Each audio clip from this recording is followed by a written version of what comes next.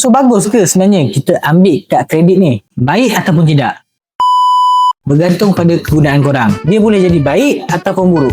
Bagus kalau korang gunakan untuk pembelanjaan bulanan dan korang bayar dengan tepat. Tepati masa, bayar penuh, confirm tak ada masalah. Satu lagi, kalau korang ambil credit card ni, dia boleh banner korang punya credit record. So nanti korang lebih mudah untuk buat permohonan loan yang lain. Korang nak buat loan kereta ke, loan rumah ke, dia akan jadi lagi mudah. Lagi satu, kalau korang konsisten bayar dan dah lama dengan bank tu, korang punya amount kad kredit pun akan bertambah. Bergantunglah, mungkin sekarang ni korang pegang 5k, mungkin next time korang akan naik 10k, 15k, bergantung kepada korang punya konsisten pembayaran dan berapa lama korang gunakan perkhidmatan bank tersebut. Dan yang best ni, kalau korang buat kad kredit ni, ini aku suka, dia akan dapat cashback ataupun point. Dari segi cashback dan juga point ni lah yang membuatkan kebanyakan orang suka buat kad kredit. Dia akan jadi satu reward kepada kita sebab kita dah gunakan servis kad kredit tu. Kad kredit ni akan jadi satu benefit untuk korang.